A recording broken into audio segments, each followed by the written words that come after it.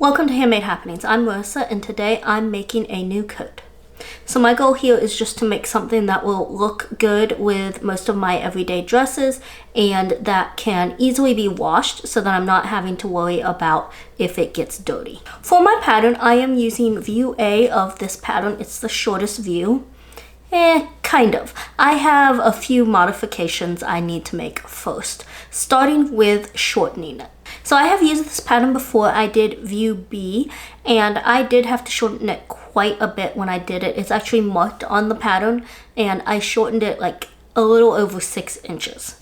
Now that was more than I actually needed to shorten it because if I had done it exactly as the pattern shows, the coat should have ended below the knee, and I shortened it enough that it actually ended right above my knee. And because of this, I'll only be shortening it about 3.5 inches or so. And the last time I did this, I shortened it literally just by measuring up from the hem the amount that I needed to shorten it. But that caused the hem not to be as full. So this time I'm actually going to use the line on the pattern that says shorten or lengthen here. So most patterns do have these lines, but I have never used them, so I had to look up what I was supposed to do with it, and I will link the article that I found most helpful in the description. Now I didn't really end up following it, but it pretty much gave me a clear idea of what I was supposed to be doing. So what I ended up doing was taking a strip of cardstock that was, the width of it was half of the measurement of the length that I needed to subtract from my pattern. So I lined the top of that strip of cardstock up with the shorten heel line, and then I kind of rolled the pattern up until that fold touched the top of the cardstock. And then I pinned it in place. And you can see that this does cause an uneven edge on the side. Next, I pinned the pattern to the back of wrapping paper, and then I took a pin to poke holes along the hemline that I wanted for the view, and then I used that same method to poke holes where all of the different markings on the pattern were. Then I cut the pattern out of the wrapping paper, and I did leave those jagged ends because the next step was to take a ruler and just kind of straighten and smooth out those edges. Then I went back and transferred all of the pattern markings where all of those little pinholes were, as well as tracing out and then cutting out the hem. Then I just had to repeat for all of the pieces. The next modification is to the front opening. I don't want a double-breasted coat because to me they just don't look that good unless they're completely closed. So I'm converting this to a single-breasted coat, or trying to at least. So I took the original coat front piece and measured the distance from the front edge to the first button placement. I think my measurement was about 1 7/8 inches. Then I take my shortened pattern, and on it I had marked the center front, and I measure 1 7/8 inches or inch from the center front toward that front edge and drew a line. So that new line is where I want my new front edge, and obviously that means that the distance from that line to the front edge is how much needs trimmed off of my front pattern as well as my front facing pattern. And I chose to mark both pieces and fold them back first just to make sure that I had measured everything correctly and that everything matched up before I trimmed away the excess. And my last change was just that I was not going to include the collar because, for one thing, because I've modified the front opening, if I was to keep the collar, I would have to shorten it and possibly even narrow it so that it wouldn't be as wide for it to work right. And I didn't really feel like doing that. And then also I didn't want it because the last time I made this pattern, I had a really hard time getting the collar to lay properly, so I would rather just not have it all together. Since I made so many changes, I did make a quick mock-up of the outer part of the coat, so no sleeves and no lining, and I didn't find any glaring issues, so I just moved on to cutting out the actual fabric. I found this gray fabric at the thrift store a while back. I'm not sure what it is, but it is going to be the outer part of the fabric. Now it is thicker than what I typically use for clothes, but it's not that thick.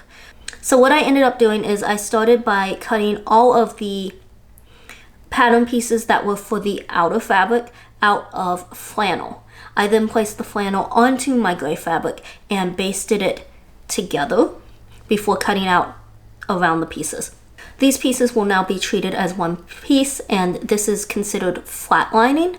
I didn't used to do this very often, but it seems like I've done it quite a bit since starting this channel, though I can definitely say I've never done as much as I had to do for this project. I didn't quite estimate enough flannel to get all of the pieces that needed the outer fabric cut out of in the flannel, so I ended up not cutting out the front facing outer flannel, which I figured wasn't a big deal because it's underneath on the inside of the coat, plus it's going to be interfaced with an iron-on interfacing.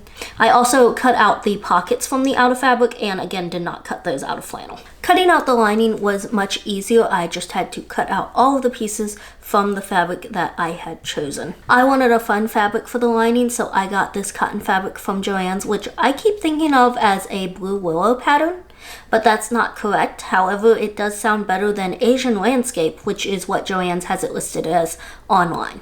And since this is a directional print, I did have to make sure that I cut everything going in the same direction so that I didn't end up with any pieces with the print upside down. And I did have to trim down the lining sleeve. So it's already shorter than the outer sleeve, but because I'm doing a different method of assembly, I needed it trimmed down a little more.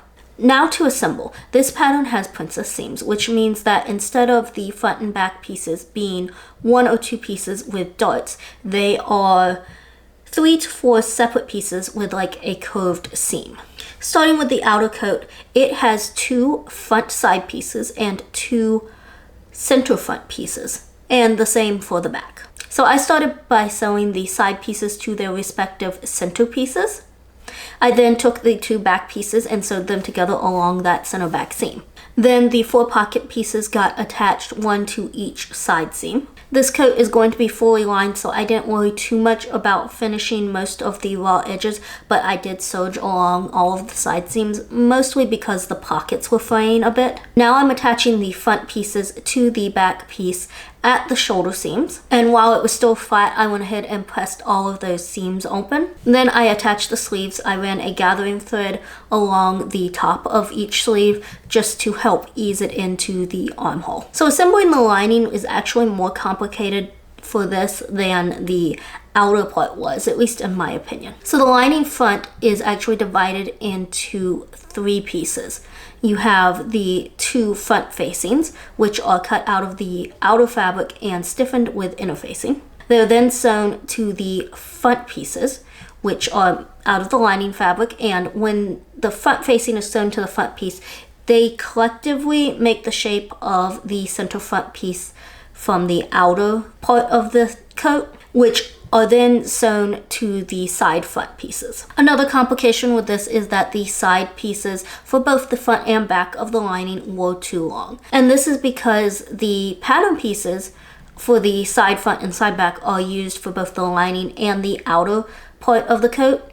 And on the original pattern, there's actually a slightly shorter cut line for the lining, but I did not transfer that over to my pattern, so I had just cut it out at the regular length, which of course caused it to be too long. Now the back is sewn much like the outer coat, so the side pieces are sewn to the center back pieces, and then the 2 pieces are sewn together along that center back seam. However, the lining does include a pleat right at the top, so I had to go back and just sew that however far in and down it was marked on the pattern. At this point, I could finish the lining the same as the outer coat by attaching the front pieces to the back at the shoulder seams and adding the sleeves. The hem of the lining needs trimmed down for the same reason that the lining sleeve did.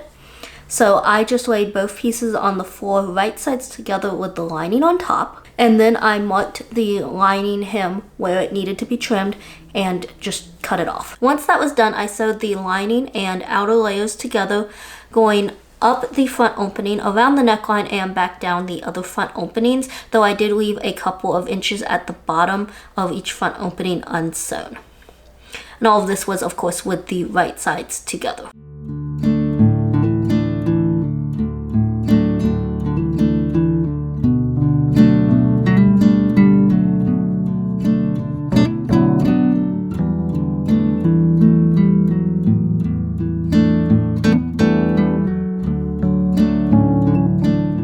matched up the raw edges of the main and lining sleeves and sewed them together as well. Then I clipped the curves around the neckline and flipped everything right side out. And the edge of the outer sleeve turns under to create the hem. And I pressed all of that in place as well as around the neckline. Now for the side seams. Because the two layers are attached at the sleeves, I was able to sew up one side seam, across both sleeve seams, and down the other side all in one go. Then I just repeated for the second side before flipping everything right side out.